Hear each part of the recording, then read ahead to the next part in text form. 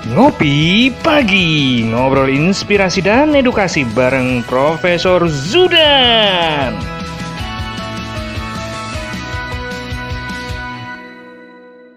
Acara ini didukung oleh Desa WiFi, Tol Langit Desa Indonesia.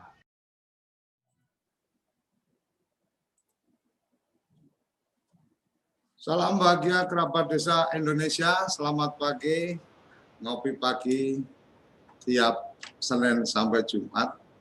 Pagi ini kita akan mendengar tausiah, mendengar kuliah dari Prof. Zudan. Selamat pagi, Prof. Selamat pagi, Assalamualaikum warahmatullahi wabarakatuh. Mas Suryo Koco bersama tim TV Desa, seluruh kerabat desa yang berbahagia, dan sahabat Dukcapil semuanya di seluruh Indonesia. Tidak lupa pemirsa TV Desa yang setia bersama kita di pagi hari ini. Kita bertemu kembali. Prof, ada uang palsu, ada ijazah palsu, ada juga cinta palsu. KTP elektronik ada yang palsu nggak, Prof? Ini Mas Suryo Koco, kerabat desa semuanya. Kalau kita melihat perkembangan akhir-akhir ini, saya kemarin dikomplain kawan, mengatakan begini, Pak Zudan, ini kan sudah KTP elektronik, mengapa masih ditemukan KTP elektronik palsu? Kan beberapa hari yang lalu kita dengan jajaran Polda DKI Jakarta itu membongkar sindikat pemalsu KTP elektronik, Mas Suryo Koco. Nah, ini sudah ditangkap, sudah sidang di pengadilan, dan dari jajaran kami, dari jajaran Dukcapil Kementerian Dalam Negeri menjadi saksi di persidangan menjelaskan KTP palsu itu seperti apa, yang asli itu seperti apa. Dan ini memang terjadi, Mas Suryo Koco. Jadi rekan-rekan semuanya, kerabat desa, kita masih harus tetap waspada. Pemalsuan KTP elektronik itu masih terjadi, walaupun tingkatannya sudah berkurang sangat banyak, tetapi tetap kita harus waspada.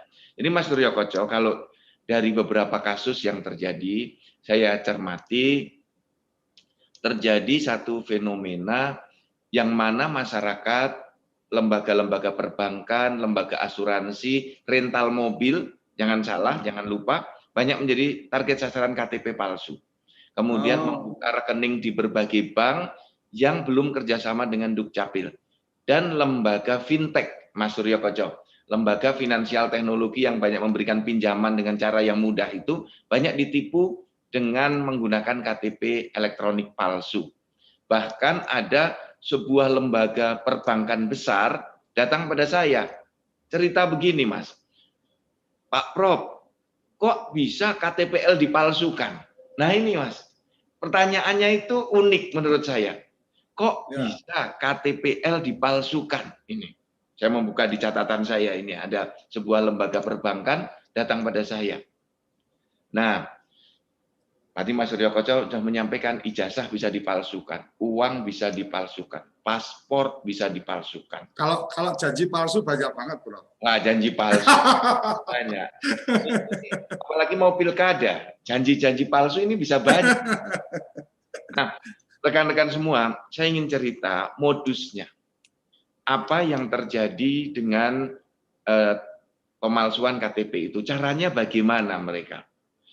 Jadi rekan-rekan semua, pertama kalau ingin mencari KTPL asli, datanglah ke Dinas Dukcapil. Itu dijamin KTP elektroniknya asli. Harus datang ke Dinas Dukcapil atau ke kecamatan yang ada pelayanan Dukcapilnya, atau di kelurahan seperti di DKI Jakarta. Itu pelayanan sudah di tingkat kelurahan. Nah, modus pemalsuannya itu pertama mereka menggunakan bahan asli. Belangkonya asli. Dan belangko asli ini merupakan belangko bekas. Ini dilakukan sebelum kira-kira tahun 2018. Nah, setelah kami menemukan KTP elektronik palsu dengan bahan asli, maka kebijakan di Kementerian Dalam Negeri pada waktu itu, Mendagrinya Pak Cahyokumolo, memerintahkan pada kami semua sisa KTP elektronik yang rusak untuk dibakar. Itulah ceritanya mengapa KTPL yang rusak, KTPL yang ganti elemen data, KTP-nya nggak rusak, ganti elemen datanya. Ganti alamat, ganti pekerjaan, itu belangkonya masih bagus-bagus, Mas. Nah, itu dibakar tahun 2018. Nah, kemudian yang kedua modusnya menggunakan belangko yang betul-betul palsu. Jadi tidak ada chipnya. Ini mudah diidentifikasi. Yang ketiga, belangkonya palsu, datanya juga palsu. Jadi fotonya diubah, alamatnya diubah, namanya diubah, gitu. Nah, saya ingin memberikan contoh-contoh. Mungkin teman-teman atau Mbak Diana bisa menunjukkan contoh KTPL yang palsu dan modusnya. Ini. Pertama, kalau kita melihat kerabat desa semuanya, KTPL yang palsu itu diklentek. Diklentek itu apa ya? Dikelupas. Dikelupas. Jadi nanti dia lepas. Ayo. Nah, seperti ini. Oh ya. Nah, nanti di bawah kepercetakan itu diganti fotonya. Ini modus pertama. Dengan belangko asli. Dia kelupas. Setelah itu nanti itu pakai minyak kayu putih kalau nggak salah, pernah saya lihat di YouTube. Ya, bisa dengan minyak kayu putih atau nanti ditutup. Nah, ini modus yang kedua seperti ini. Silakan dibuka slide berikutnya. Nah, langsung ditutup, Mas. Tidak dikelupas. Oh, ditimpa. Langsung ditimpa. Ganti fotonya. Maka rekan-rekan di perbankan hati-hati. Nanti saya berikan resep khusus untuk mencegah agar tidak terjadi kita ditipu. Berbagai lembaga agar tidak ditipu. Nanti di ujung belakang saya akan berikan solusinya. Kemudian modus yang ketiga seperti ini.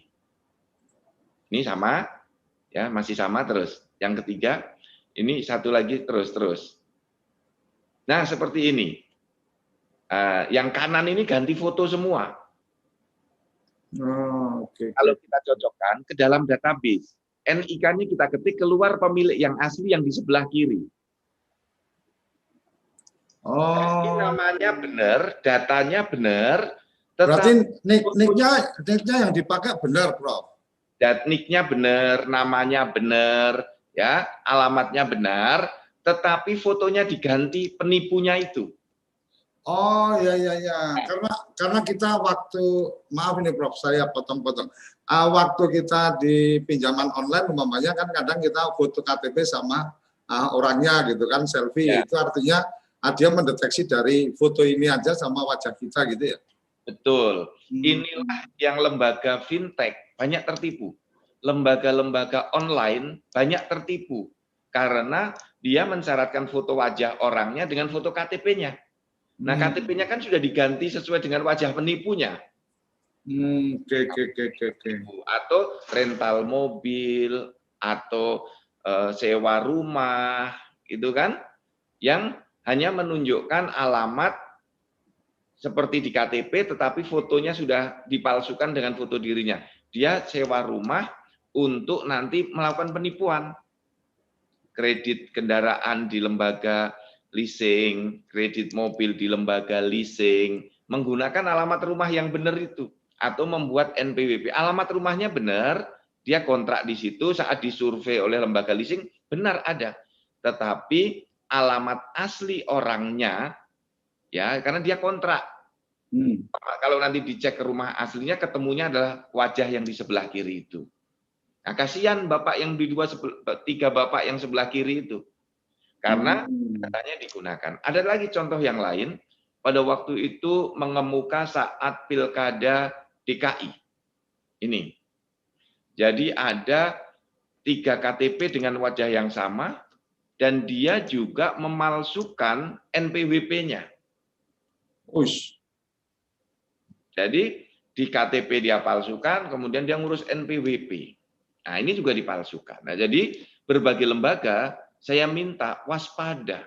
Badan Pertanahan Nasional harus waspada, kantor pajak harus waspada, kantor perbankan harus waspada. Jadi saya terima kasih Mas Suryo Koco dari TV Desa, kita bisa sosialisasi kewaspadaan dini.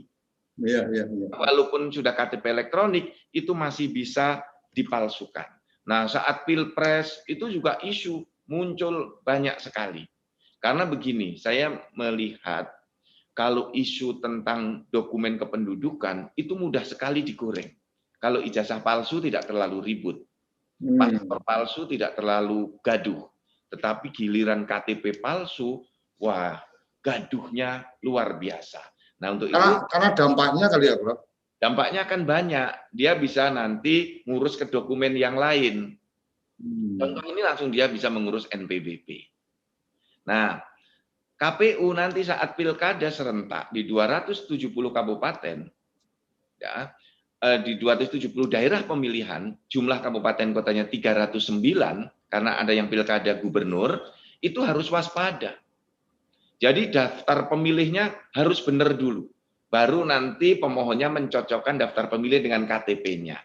Harus dengan KTP elektronik atau minimal surat keterangan dari Dinas Dukcapil. Nah, Mas Suryo Koco, apa sanksi bagi yang memalsukan ini? Pidananya berat. Pertama, kalau dia memalsukan saat mau membuat dokumen kependudukan. Ini dulu. Belum di KTPL-nya, tapi memalsukan data pada saat mendaftar di dokumen kependudukan. Ya, misalnya saya alamatnya di desa X, kemudian saat membuat KTP mengatakan alamatnya di desa Z. Itu memalsukan dokumen. Kemudian nama saya Zudan, kemudian mengaku sebagai Ahmad. Itu memalsukan dokumen. Kemudian merubah tanggal lahir berbeda dengan di akte kelahiran secara sadar, tanpa memberitahukan kalau ada perubahan dengan mengisi formulir, itu memalsukan dokumen. Nah, ini pidana itu, Prof. Ada, Mas. Ini diberi sanksi 6 tahun. Ada sanksi pidananya berarti? Ada, sanksi pidananya yang memalsukan dokumen itu 6 tahun. Dan denda 50 juta. Nah, kemudian ada lagi di pasal 94, kalau ada yang merubah data, menambah data, mengganti data, seperti KTP ini ya Mas, yang palsu di sebelah kanan itu kan mengganti data. Oh ya. Nama aslinya yang sebelah kiri, foto aslinya sebelah kiri. Nah, ini sanksinya 2 tahun. Ditambah denda 25 juta. Ada lagi yang lebih berat, pasal 96, sanksi pidananya sampai 10 tahun, yaitu dia mencetak belangko. Mendistribusikan belangko sampai kemudian mendistribusikan dokumen-dokumen. Jadi mencetak belangko, menerbitkan menjadi dokumen, dan mendistribusikan. Itu pidananya 10 tahun dan denda 1 miliar. Jadi hati-hati para pelaku kejahatan, memalsukan dokumen kependudukan termasuk KTP elektronik, itu maksimal bisa dipidana 10 tahun dan denda 1 miliar. Tetapi bisa dikumulatifkan. Karena ada yang memalsukan dokumen saat membuat, memalsukan nama saat membuat, mengganti data saat membuat. Jadi bisa ada pemberatan kumulatif pasal 93, 94, dan 96. Nah, ini sanksinya berat. Oleh karena itu saya terima kasih TV Desa bersama Mas Suryo Koco dan tim, mari sosialisasikan ini terus. Seluruh kawan-kawan di Dukcapil, kerabat desa nanti dari YouTube-nya Dukcapil, YouTube-nya dari TV Desa, share kemana-mana agar masyarakat tahu bagaimana cara mencegahnya dan sanksi pidana yang berat itu agar orang keder, agar para penjahat takut. Nah, solusinya begini, Mas Suryo Koco. Ya. Mbak Diana, coba dibuka. Ada 2 cara bagi kita, bagi berbagai lembaga untuk mencegah agar tidak ada pemalsuan lagi. Ya tentu saja kalau ada orang memalsu, kita bisa melakukan pencegahannya. Caranya yang pertama, gunakan yang namanya card reader. Pemerintah ketika mendesain KTP elektronik itu ada temannya yang disebut dengan alat baca KTP elektronik atau biasa kita menyebut card reader. Jadi ada alat baca, nanti alat baca itu bisa dipakai, KTP-nya ditempelkan. Nah, seperti yang ada di layar TV desa kita ini. Card reader sekarang sudah beredar, sudah dijual bebas di pasar, nanti tinggal didaftarkan dan diberi nomor seperti nomor induk.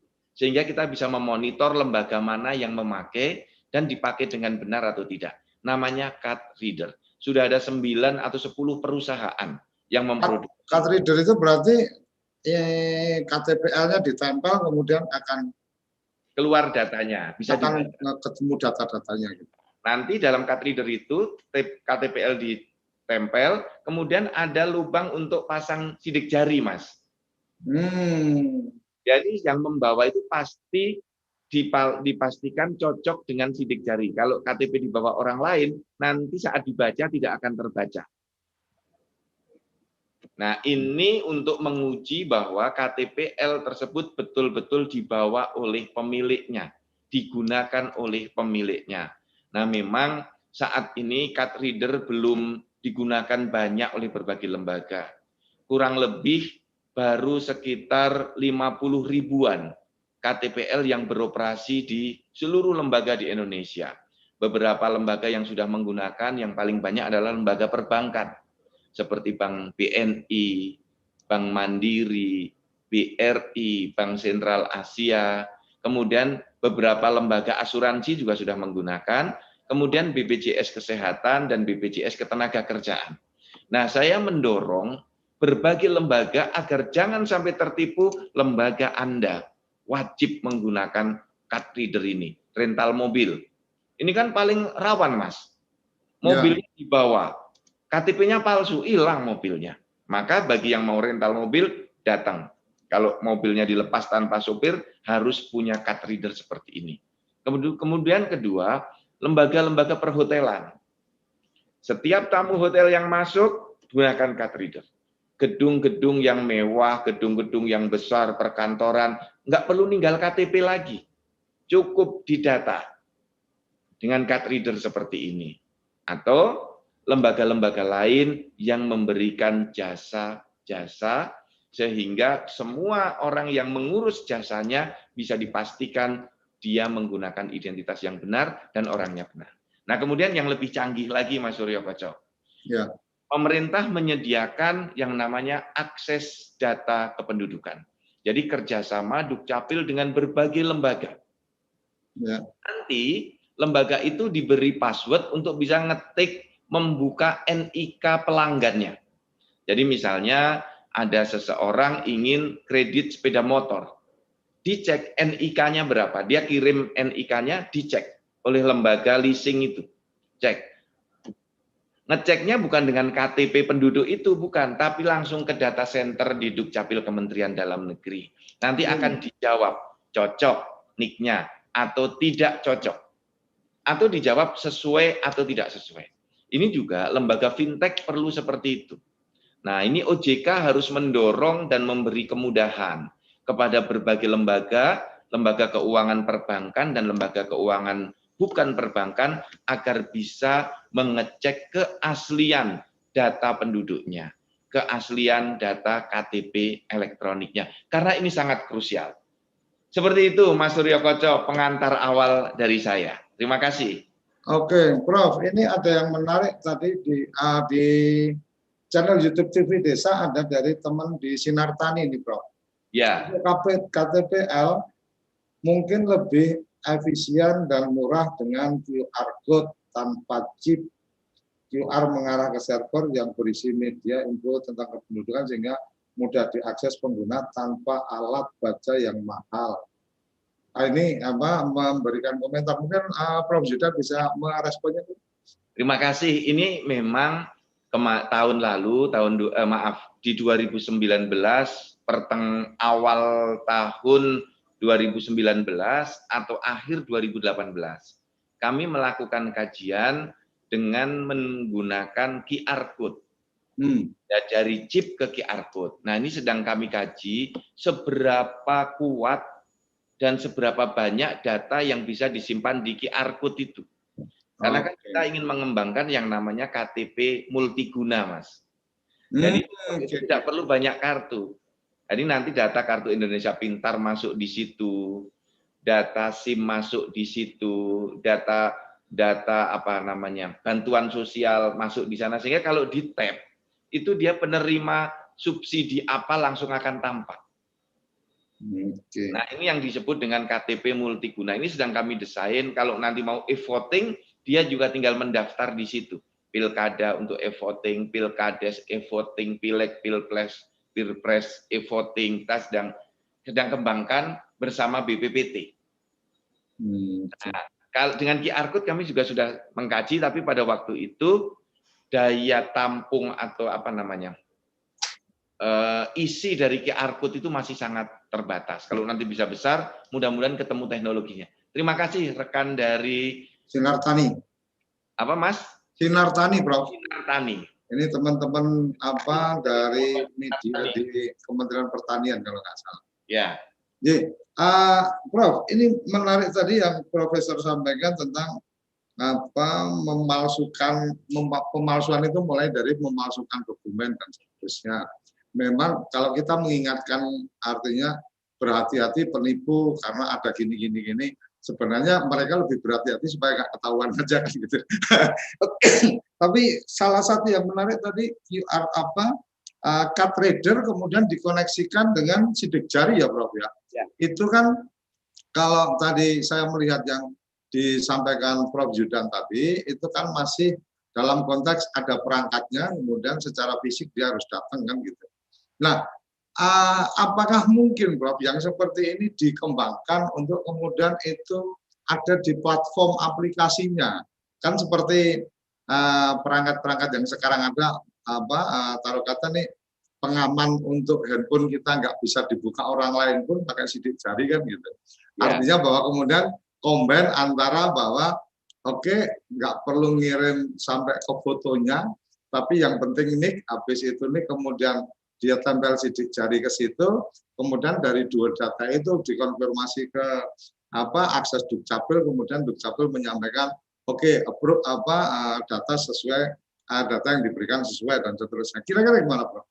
Insya Allah itu bisa kita lakukan, Mas Surya Putra. Ke depan kita akan menggunakan berbagai metode verifikasi. Ini kan metode pertama NIK. Ya, betul. NIK. Tapi NIK itu masih jebol, Mas. Artinya NIK perlu dikonfirmasi dengan data yang lain kan gitu, Bro? Ya, karena kenapa saya mengatakan masih jebol? Karena masih ada lembaga yang tertipu. Karena NIK-nya dipakai oleh orang lain, misalnya NIK saya, dipakai oleh adik saya, yang dia tahu betul data saya. Nah, ibunya kan tahu kan? Nah, itu bisa dipakai. Karena hanya single identification. Hanya menggunakan satu identifikasi. Nah, minimal harus ada dua faktor, two factor identification atau two factor authentication. Jadi yang paling aman dengan sidik jari itu ya, Prof? Bisa varian-varian, Mas. Oke. Jadi di catatan saya minimal ada 3 faktor yang bisa menjadi pendamping NIK. Itu wajah dengan face recognition. Ini sudah kita pakai. Jadi nanti penduduk mengisi NIK-nya, nanti perbankan mencocokkan dengan foto wajah. Jadi nanti penduduk mengirim NIK, membuka rekening bank, wajahnya difoto, Mas. Difoto begini dengan handphone, nah nanti dikirim ke lembaga perbankannya. Jadi akan dicocokkan cocok atau tidak cocok, mirip atau tidak mirip dengan foto wajah. Yang kedua dengan sistem sidik jari, biometrik. Ya. Itu juga bisa dipakai. Nah, nanti sedang kita saat ini kita sedang mengkaji agar sistemnya aman. Karena handphone kita kan belum terkoneksi dengan data center, Mas. Ini ya, kita belum bisa ke sana untuk saat ini. Tetapi sudah ada alat yang dikembangkan, yang digunakan oleh Polri.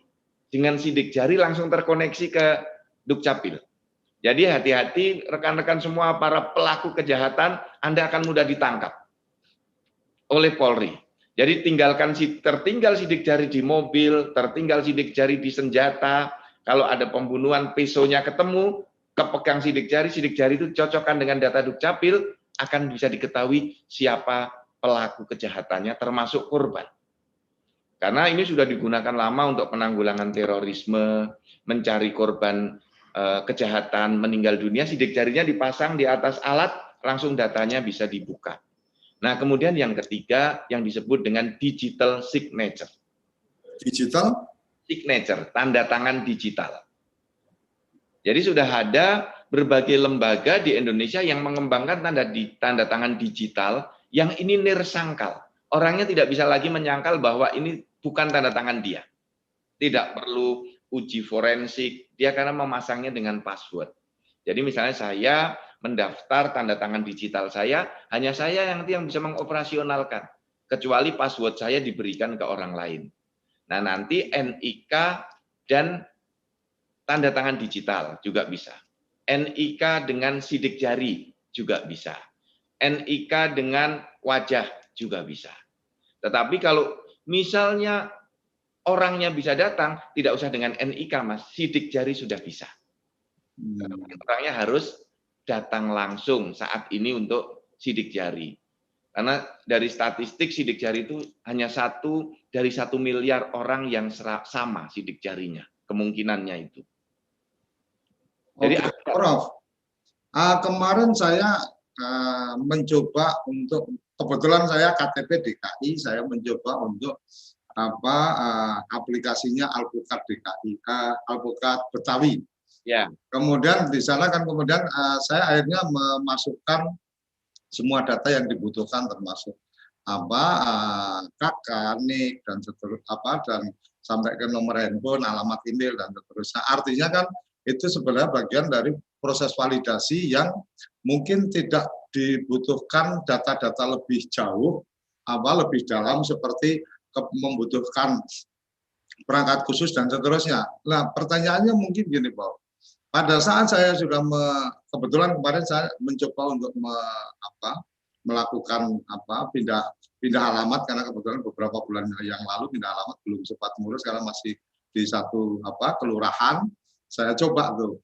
Oh, kemudian hari ini mestinya ada dokumen yang kita bisa dapat perbaruan data. Nah, Prof, umpama saya punya rental mobil. Ya. Kemudian ketika data seperti saya tadi itu sudah ada di Alpukat Betawi umpamanya, kemudian kan saya ketika saya punya rental, kemudian ada yang ingin meminjam mobil dan seterusnya. Sebenarnya kan mungkin ya, bukan sebenarnya, mungkin salah satu yang kemudian bisa dilakukan verifikasi adalah ketika kemudian boleh diminta NIK-nya, boleh diminta alamatnya, kemudian dari dua itu, karena saya sudah karena orang ini sudah melakukan pendataan di Alpukat Betawi, otomatis kan data nomor handphonenya juga ada di situ. Jadi ketika kemudian ternyata dia mengirim atau berkontaknya tidak menggunakan nomor handphone yang terdaftar di situ, maka bisa saja kemudian itu kita berasumsi bahwa oh ini nggak valid, umpamanya seperti itu. Artinya nggak perlu ada di perangkatnya yang menghubungi atau di perangkatnya pengguna jasa maupun penyedia jasa, itu kan nggak perlu perangkat sampai kemudian ada sidik jari, card reader dan seterusnya. Bisa juga dalam tanda petik hanya melakukan kerjasama dengan Dukcapil untuk kemudian melakukan validasi data. NIK ini, nomor handphone ini, oh data benar, oh data tidak benar dan seterusnya. Mungkin nggak, Prof, yang seperti itu, Prof? Itulah yang saat ini kita mendorong dengan namanya integrasi data berbasis primary key single identification number NIK. Nah, ini kan sekarang kita sedang mencoba mengintegrasikan berbagai lembaga agar mau menggunakan data Dukcapil. Saat ini sudah kurang lebih 2.800 atau 2.900-an lembaga, Mas Surya Pajak, menggunakan kerjasama untuk menggunakan data Dukcapil. Ini menjadi penting. Mengapa? Karena siapa yang akan bertransaksi itu bisa dilacak, bisa dimonitor keaslian dia sebagai subjek hukum. Kalau di dalam proses identifikasi dan validasi itu yang disebut dengan who you are, siapa Anda, siapa dia. Itu harus terpetakan dengan betul. Baru nanti kalau masuk di lembaga perbankan, dia akan kredit sesuatu, akan kredit kemudian di lembaga leasing dia akan kredit mobil, akan ditanya what you have. Anda itu punya apa? Untuk bank ada jaminannya atau tidak? Untuk beli mobil dia punya kemampuan membayar atau tidak? Berarti harus dicek pekerjaannya. Nah, ini mulai bisa dilacak dari data yang ada di Dukcapil itu. Maka berbagai lembaga ketika mengambil keputusan, data pertama who you are-nya harus benar dulu. Siapa dia? Orangnya benar, alamatnya benar, pekerjaannya benar, baru nanti dia masuk ke identifikasi yang berikutnya sesuai kebutuhan masing-masing. Nah, itulah yang kita dorong, Mas Suryo Koco. Tidak punya card reader tidak apa-apa. Gunakan cara yang kedua dengan hak akses verifikasi data. Nah, mohon dukungan semuanya, seluruh masyarakat, kawan-kawan kerabat desa, ya, para pelaku jasa industri keuangan, para pelaku bisnis, juga teman-teman para Kadis Dukcapil, sahabat Dukcapil semuanya. Tolong lembaga-lembaga di tingkat pemerintah daerah untuk didorong mengakses data ini.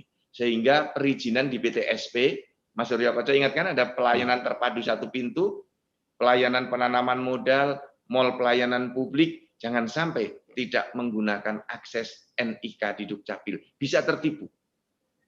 Oke, Prof, ini nggak terasa sudah di tengah waktu kita ngopi, jadi seperti biasa kita mesti ngaduk kopi dulu untuk kemudian kita akan kembali lagi bersama Prof Zudan di Ngopi Pagi. Jangan kemana-mana, tetap di Ngopi Pagi bareng Prof Zudan.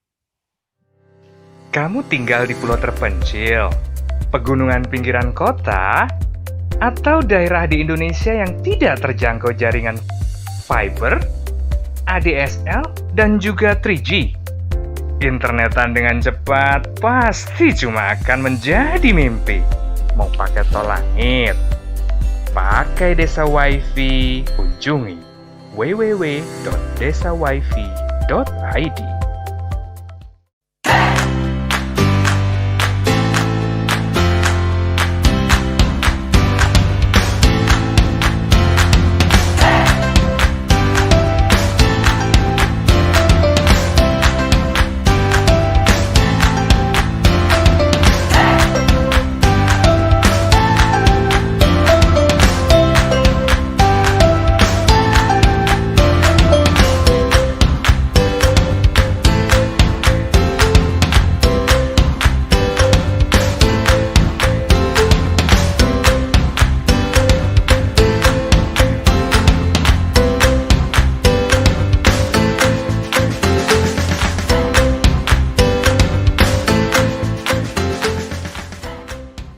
Toko IG.id, toko Instagramnya orang Indonesia. Ayo, kandidat kepala daerah, manfaatkan kesempatan ini. TV Desa mengundang Anda bicara desa. 5 menit bisa. Bicara Desa, sebuah program tayangan monolog, konsep membangun dari desa, dari kandidat untuk masyarakat. 5 menit bisa. Bicara Desa, hanya di TV Desa. Oke, kembali lagi kita di Ngopi Pagi. Prof, ini ada lagi dari Afumato Sorihin di channel YouTube TV Desa. Itu menyampaikan apakah Dukcapil mendapatkan data balikan dari pengguna card reader. Jadi setelah dipasang bahwa ada yang datang kemudian ditempel untuk mendapatkan data validasi sidik jari. Kalau nggak salah tadi Prof Zudan menyampaikan supaya itu diregistrasikan. Mungkin itu yang dimaksudkan oleh teman kita Afumato Sorihin. Silakan, Prof. Ya, terima kasih Pak Afumato, rekan-rekan semuanya kerabat desa. Kerjasama yang dibuat antara Dukcapil dengan berbagai lembaga pengguna, termasuk lembaga yang menggunakan card reader. Apa hak dan kewajiban masing-masing? Salah satu kewajiban lembaga pengguna yang lembaga itu mengakses data ya dengan password ataupun dengan card reader, kewajibannya adalah memberikan data balikan. Nah, di kantor, di Kementerian Dalam Negeri yang dikelola oleh Dukcapil, itu masuk data balikan. Misalnya, dari lembaga yang menggunakan card reader dari lembaga leasing, dia memasukkan penduduk ini leasing di lembaga tertentu. Jadi penduduk kita sekarang bisa diketahui, dia memiliki rekening bank di mana, tahu. Kemudian leasing di lembaga apa, terdata di sana. Tidak perlu malu, karena inilah rating penduduk Indonesia. Bahkan ada satu orang yang sangat dipercaya, dia leasing di lembaga A, leasing di lembaga B, leasing di lembaga C, dapat semua. Dan itu berjalan bagus. Artinya dia tetap dipercaya oleh lembaga itu untuk mendapatkan leasingnya.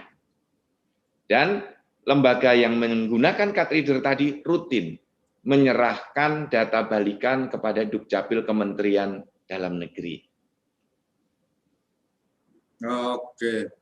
Oke, Prof. Nah, Prof, sekarang tadi Prof Zudan kan menyampaikan salah satu contoh tadi adalah rental mobil nih, dengan jumlah rental yang demikian banyak dan seterusnya. Memungkinkankah ketika karena kan rental kan ada juga tuh yang artinya kecil-kecil dan seterusnya. Memungkinkan enggak ketika asosiasinya yang bekerja sama dengan Dukcapil, artinya asosiasi rental mobil Jakarta umpamanya atau asosiasi rental mobil Semarang itu yang bekerja sama dengan Dukcapil untuk melakukan konfirmasi data, taruh kata oke, saya salah satu anggota rental, maka saya hanya akan saya perlu menyampaikan mungkin lewat organisasi bahwa ini ada yang masuk ke saya, nama ini, nomor KTP ini, kemudian informasinya ini, kemudian dari pihak asosiasi yang melakukan akses, atau mungkin ada cara-cara lain yang mungkin secara kebutuhan akses NIK-nya ada, tetapi karena usahanya kecil kan untuk sementara dia punya asosiasi, kenapa tidak kemudian memanfaatkan asosiasi itu? Kira-kira gimana, Prof? Ini ide yang bagus sampai saya catat tadi, Mas Surya Patra. Biar saya ingat. Karena banyak ide-ide positif dari ngopi pagi bersama TV Desa ini, termasuk yang dulu ide kerjasama antar desa untuk akses ke tingkat desa. Kemudian anjungan Dukcapil Mandiri bersama beberapa desa. Ini kan ide menarik yang lahir dari diskusi kita pagi seperti ini. Nah, asosiasi rental mobil boleh bekerja sama untuk menggunakan akses verifikasi data bersama Dukcapil dan digunakan oleh anggotanya. Ini sudah pernah diawali oleh asosiasi BPR, Mas Surya Patra. Bank Perkreditan Rakyat, namanya Perbarindo. Jadi Perbarindo ini kan memiliki anggota ribuan. BPR yang tidak semuanya besar. Ya, betul. BPR kecil dan nggak akan mampu kalau dia mengakses langsung karena harus beli peralatan yang cukup mahal. Maka dibantu oleh Perbarindo cara mengaksesnya dengan membuat jaringan bersama. Nah, sekarang dikenal platform bersama yang bisa digunakan oleh anggota asosiasi. Rental itu kan anggotanya bisa puluhan ribu ya, Mas ya, seluruh Indonesia. Nah, nanti asosiasi ini mengayomi semua anggotanya. Nanti dibuat jaringan bersama sehingga murah biayanya dan aksesnya juga bisa terjaga. Nanti penanggung jawabnya juga bisa diketahui dengan mudah dilacak. Kalau ada yang menyalahgunakan data juga bisa mudah dilacak. Nah, artinya kita melakukan mitigasi risiko juga, Mas. Karena Indonesia ini kan harus tetap kita waspada ini yang kerjasama ini. Karena peluang nakal selalu ada. Peluang untuk bandel dari lembaga pengguna itu selalu ada. Mengapa saya tahu begitu? Karena saya mematikan aksesnya saya matikan. 3 hari ini kami baru mematikan akses 3 lembaga besar di Indonesia. BUMN, Mas. Kami matikan aksesnya. Karena bandel. Artinya ada komitmen-komitmen yang mestinya dijaga dan seterusnya, itu tidak mestinya dilakukan dan seterusnya, itu tidak dilakukan. Betul. Misalnya dia harus memberikan data balikan, dia tidak memberikan data balikan. kita matikan. Kemudian ada lembaga yang dia tidak boleh membuat aplikasi baru sehingga data kita bisa dibaca. Dia membuat itu, kita matikan. Tanpa memberitahu atau memang secara komitmennya nggak boleh? Komitmennya tidak boleh dan dia melakukan itu tanpa melapor. Oh, oke. Nah, itu kita matikan.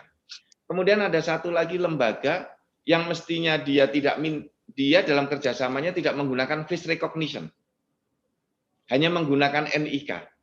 Nah, ini kemajon ini kalau bahasa Jawanya, lembaga ini kemajon. Oh, artinya kesepakatannya hanya menggunakan data-data di level tertentu, kemudian dia masuk ke level yang lain tanpa permohonan baru, tanpa pemberitahuan. Betul. Nah, kita kan bisa tahu kalau foto penduduk itu dipakai, dia melakukan FR kan tahu sumber data yang paling akurat dari foto itu hanya di Dukcapil. Kalau tempat lain itu tidak sebanyak yang dimiliki Dukcapil. Misalnya SIM, yang nggak sebanyak di Dukcapil. NPWP, datanya tidak sebanyak di Dukcapil. Nah, ini kita matikan. Jadi saya mengambil langkah tegas, lembaga yang kerjasama tetapi tidak memenuhi komitmen, kita off-kan jaringannya sampai mereka menyatakan ini perbuatan kami yang terakhir. Kalau besok melanggar lagi, kita matikan secara permanen. Tidak boleh kerjasama lagi. Bayangkan kalau nggak bisa kerjasama lagi, dia nggak bisa verifikasi. Artinya sebenarnya ini lebih pada mungkin saya melihatnya, Bro, ada bagian lain bahwa ketika memberikan data balikan ada kekhawatiran dia untuk kemudian data itu kemudian jadi terdetek nih ada konsumen kita dan seterusnya. Artinya bicara digital, bicara trust. Ketika kemudian ketika masih ada pemikiran bahwa data saya bisa aja nih dipakai sama Dukcapil untuk keperluan kompetitor dan seterusnya, artinya dia tidak ada trust ke Dukcapil. Kalau sudah tidak ada trust ya memang bisnis apapun nggak akan bisa berjalan. Jadi menurut saya sih sebenarnya yaitu bagian yang teman-teman yang sudah melakukan kerjasama ya kemudian harus paham betul bahwa Dukcapil adalah lembaga yang terpercaya yang pasti menjaga integritasnya. Jadi ketika kemudian data balikan diminta pun sebenarnya ya nggak ada masalah karena juga nggak akan kemana-mana juga, nggak akan dijadikan sumber data ke kompetitor dan seterusnya kan gitu, Prof. Kira-kira, Prof. Karena ini bicara bisnis kan gitu, Prof. Jadi ada kekhawatiran juga ketika ada data balikan, wah ini Prof. Zudan dan tim jadi tahu nih klien-klien potensial kita mungkin bisa jadi seperti itu, Prof. Ya, Mas Suryo Koco, dalam catatan saya beberapa waktu yang lalu dalam forum kita juga di TV Desa, saya pernah menyampaikan contoh di Estonia yang negara percaya dengan rakyatnya, rakyat percaya dengan negaranya, antar institusi juga saling percaya. Ya. Dalam kerjasama yang dibangun ini tentu saja trust seperti yang disampaikan Mas Suryo Koco itu faktor pertama. Betul. Contohnya kalau kami tidak percaya dengan berbagai lembaga itu, kami tidak akan memberi hak akses kepada lembaga itu. Ya, nggak mungkin memberi ruang kerjasama kan gitu, Pak. Kami sangat percaya, tetapi saya mengambil kesimpulan ketika kepercayaan ini disalahgunakan, kami bersikap tegas. Negara ingin memberikan satu model trust building. Bagaimana membangun kepercayaan itu? Kami percaya dulu kepada Anda. Kami beriktikat baik, kami berpikiran positif kepada Anda bahwa lembaga Anda sama dengan kami, menjaga integritas diri, menjaga keutuhan data, menjaga kerahasiaan data. Ini semua kita rahasiakan, digunakan hanya untuk kepentingan negara. Nah, itulah yang kemudian kita tuangkan ke dalam perjanjian kerjasama. Ada komitmen. Setelah percaya, mari kita saling menjaga komitmen masing-masing. Salah satunya tadi, tidak mengakses lebih dari yang diperjanjikan. Ya. Dan harus mau melaksanakan isi yang sudah diperjanjikan. Jadi, dalam ini proses bernegara, ya, yang dilindungi dengan berbagai regulasi, sehingga kita semua bisa jalan bersama, maju bersama. Karena semua negara maju itu, Mas Suryo Koco, ternyata dibangun dari database kependudukan yang akurat dulu. Ya, dari administrasi kependudukan yang rapi, yang tertib, mereka bisa melompat jauh ke depan. Korea Selatan maju cepat karena administrasi kependudukannya rapi, penduduknya terdata dengan sangat baik. Jepang juga begitu. Sama-sama mengawali membangun di tahun 45 setelah Jepang dibom atom di Hiroshima dan Nagasaki dan Indonesia merdeka. Tapi kita melihat karena Jepang administrasi kependudukannya rapi, terdata, dan penduduknya itu sadar betul. Pindah rumah langsung lapor, Mas. Ya. Beli mobil baru langsung lapor, jual mobil. Baru 3 bulan, Prof, lapor. Pindah rumah 3 bulan baru lapor. Semalam sambil nyoba alpukat Betawi. Luar biasa ternyata. Prof, ini ada di chatting room Zoom ada dari beberapa ini ditanyakan dari ketika Muhammad Imron Balikpapan baru. Kalau instansi belum punya card reader, ketika NIK input di sistem terbaca NIK tidak terdaftar, apakah indikasi KTPL palsu? Ini satu. Kemudian yang kedua, adakah cara mengenali KTP palsu dengan melihat tanpa dari tampilan saja? Ini terinspirasi dari uang palsu tadi kan, dilihat, diraba, diterawang itu kan. Kalau uang ini, kalau KTP seperti apa itu? Silakan, Prof. Dulu ya, saya baca di chat room kita. Pertama dari Mas Imron. Kalau NIK dibaca, ya, diinput di sistem, NIK tidak terbaca, belum tentu data-data dirinya itu palsu. Bisa jadi ini kasus yang kita terus analisis dan kita alami dalam praktek, banyak NIK yang saat di entry itu salah entry. Mestinya 08 ditulis 09 karena 8 dan 9 itu dekat. Atau di NIK di KTP itu sudah saat dikirim dibaca itu nggak terlalu jelas, antara 8 dengan 3 itu banyak yang sama. Atau 8 dengan 9 ketika angka di coretan di belakang di bawah angka 8 itu mulai terhapus, si pembacanya tidak terlalu jelas sehingga salah entry. Jadi ada error saat menuliskan NIK. Jadi saat untuk menentukan palsu tidak terlalu mudah juga orang mengatakan KTP-mu tidak terbaca di data center berarti KTP-mu palsu, tidak. Jadi diperlukan memang keahlian ya untuk membacanya. Kalau tidak ahli, gunakan card reader atau gunakan aplikasi dengan kerjasama. Tetapi kalau bagi yang pinter, memang membaca KTPL palsu dan datanya palsu, itu bisa kelihatan. Misalnya, ada KTPL palsu yang dibuat di tahun 2020, itu masa berlakunya 2025. Saya yakin tanpa card reader, tanpa hak akses, KTP itu palsu. Mengapa? Karena seharusnya tertulis seumur hidup. Ada lagi, ini untuk menjawab pertanyaan yang ini, yang di bawah tadi. Hanya cukup melihat tampilan saja, bisa. Ada satu KTP palsu yang kami temukan, umurnya ternyata belum 17 tahun. Statusnya ditulis masih belum kawin. Nah ini kan nggak masuk akal, belum 17 tahun usianya, dan statusnya belum kawin. Jadi ini saya pastikan KTP ini palsu. Loh, Prof, kalau 17 tahun mestinya kartu identitas anak. Betul. Kalau di bawah 17 tahun anak itu harus membuat kartu identitas anak. Kecuali belum 17 sudah kawin, itu dapat KTP. Ya, statusnya kawin. Jadi teman-teman semua, kerabat desa, KTP itu bisa dibaca satu. Kalau palsu, KTP yang dibuat setelah tahun 2014, masa berlakunya ditulis ada masa berlaku 5 tahun kemudian. Jadi masih ada tahun keberlakuan. Itu batasnya sampai di 17. Di 2014. 14, artinya 14 maksimalnya berarti di 2019. Kalau berlaku di 2020, 21, 22, 23 dan seterusnya itu bisa dipastikan palsu karena dia memberikan data itu ya. Ya, jadi begini, KTPL yang dibuat setelah 2014 harusnya seumur hidup. Ditulis seumur hidup. Tapi kalau ada masa berlakunya, berarti itu palsu. Yang kedua, dilihat status kawinnya. Kalau status belum kawin dan usianya masih di bawah 17 tahun, maka dia berarti KTP-nya palsu. Atau dilihat unsur-unsur di KTP yang lain.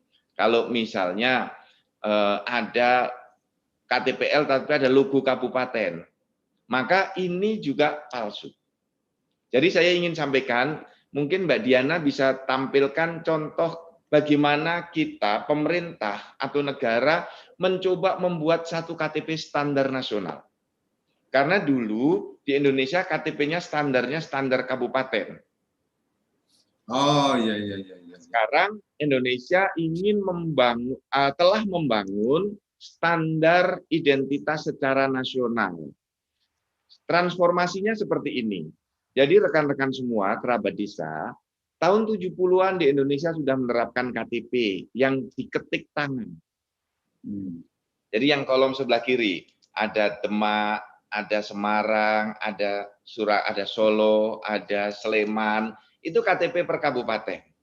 Sampai kemudian tahun 85 juga masih dengan KTP kabupaten. Yang ada kecil ya, Prof ya? Ya, logo-logonya itu logo kabupaten. Betul.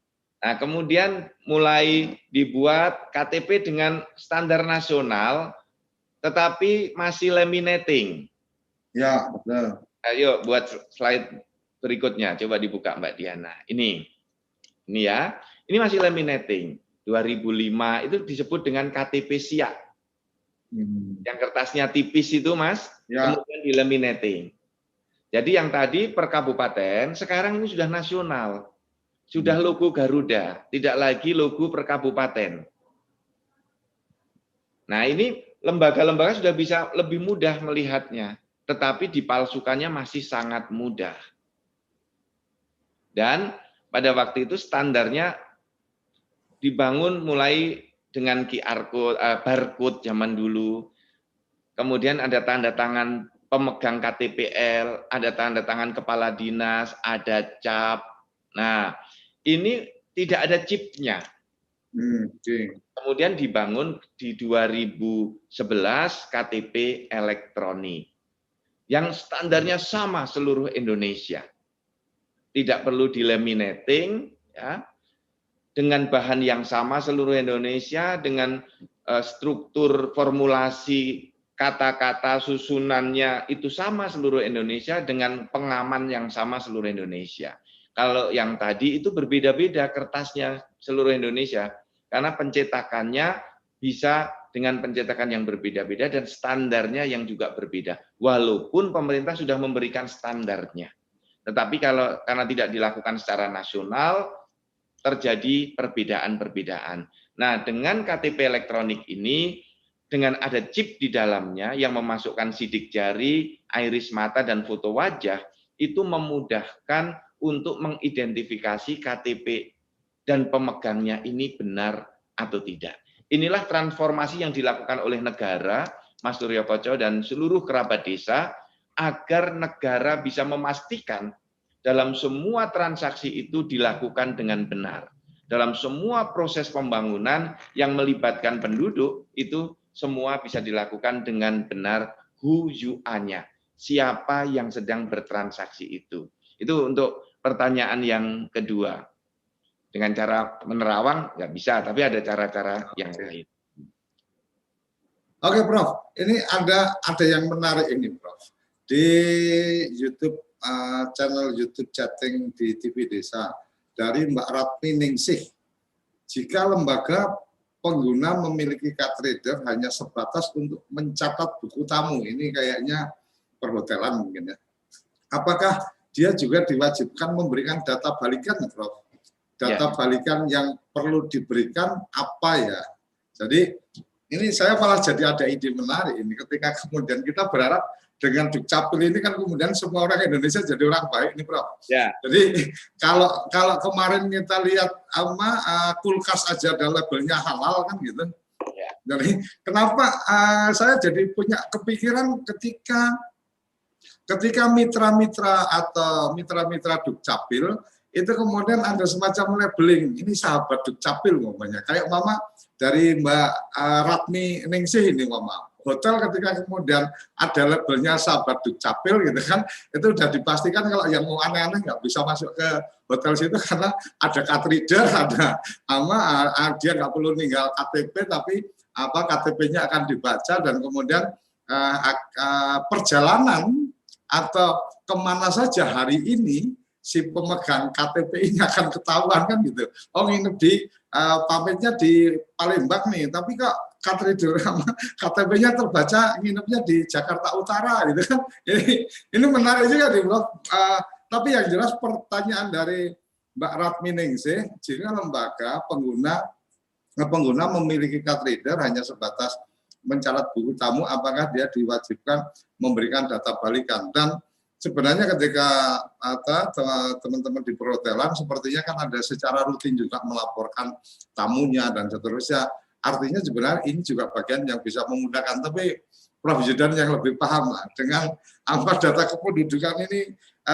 Yang saya tangkap adalah bagaimana membahagiakan. Salah satu cara membahagiakan ya kita merasa aman bahwa siapapun pasangan kita, mungkin anak kita atau siapapun pergi kemanapun akan kedetek bahwa oh ya benar kamu ada di mana dan seterusnya. Monggo Prof. Terima kasih Mas Suryo Koco dan Mbak Ratmini. Saya selalu ingat ini, Mas Suryo Koco itu selalu menyampaikan kita ini harus jadi orang baik. Kan berkali-kali disampaikan Mas Suryo Koco, wah ini kalau dengan ini seperti ini kita harus jadi orang baik. Kemudian yang kita juga selalu mendorong pelayanan yang membahagiakan masyarakatnya. Beberapa hari yang lalu, pekan lalu, kami menerima kunjungan dari Direktur Utama Perum Angkasa Pura II. Ingin kerjasama dengan Dukcapil. Jadi semangatnya adalah siapapun yang masuk ke bandara itu mendapatkan ketenangan, kenyamanan, dan keamanan. Ya. Nah, termasuk keluarganya. Jadi kalau mau naik pesawat, itu wajahnya nanti difoto. Sehingga kalau pergi kemanapun, itu keluarganya mencari, bisa diketahui. Dan arus transaksi kalau ada kejahatan, teroris mau pergi kemana, mau naik pesawat, terdeteksi. Ya. Kan sekarang data DPO kan sudah ada di Dukcapil, Mas. Jadi pengalaman dari berbagai kasus, dari kejaksaan dan kepolisian sekarang memberikan data DPO ke Dukcapil. Jadi teman-teman Dukcapil, nanti kalau akan memperbaiki data, di situ tertulis DPO, hati-hati. Anda jangan proses dulu. Hubungi dulu lembaga aparat penegak hukum terdekat, kejaksaan atau kepolisian. Lapor, ini ada DPO. Harus kita apakan? Tetap boleh layanan penduduknya diproses, tapi ditungguin sama polisi dan kejaksaan untuk ditangkap.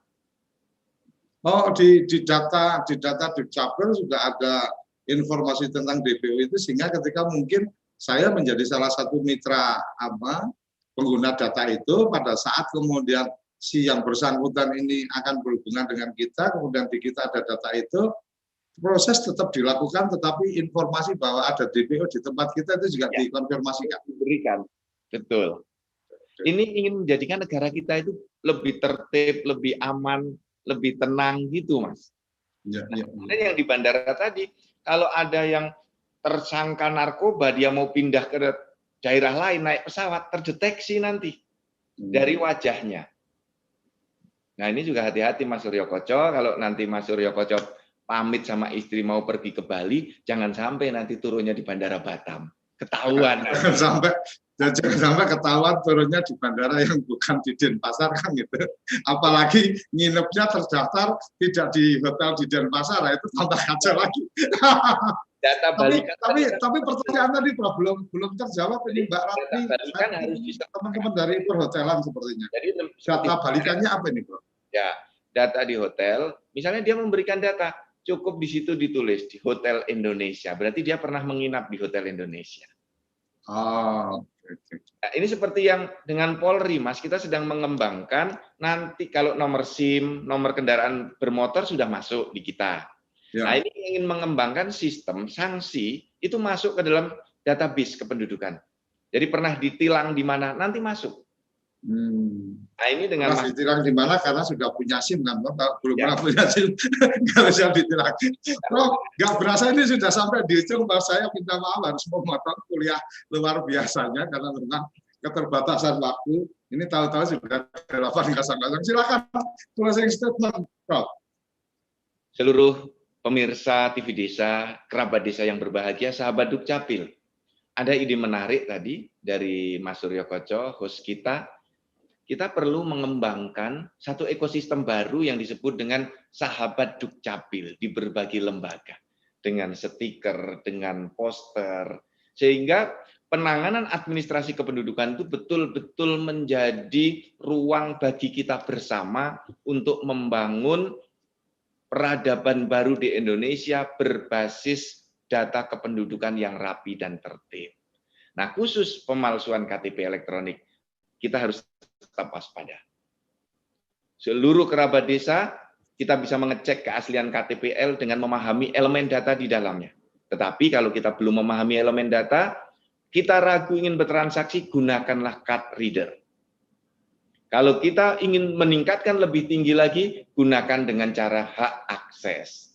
Kalau berbagai lembaga belum bisa menggunakan hak akses secara mandiri, bisa kerjasama melalui asosiasi-asosiasinya. Kami akan membantu Ibu dan Bapak untuk bersama-sama membangun peradaban baru Indonesia melalui layanan administrasi kependudukan yang tertib dan rapi. Terima kasih TV Desa, Mas Suryo Koco. Assalamualaikum warahmatullahi wabarakatuh.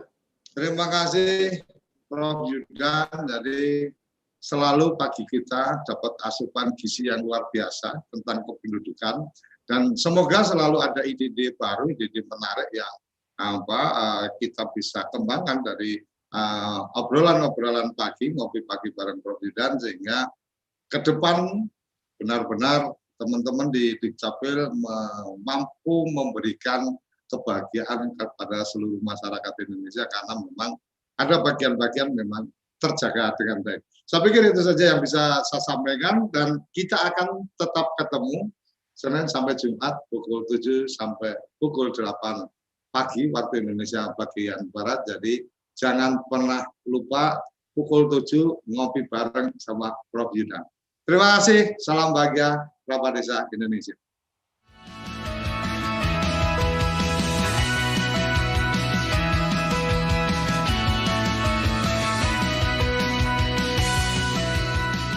Ngopi Pagi, ngobrol inspirasi dan edukasi bareng Profesor Zudan.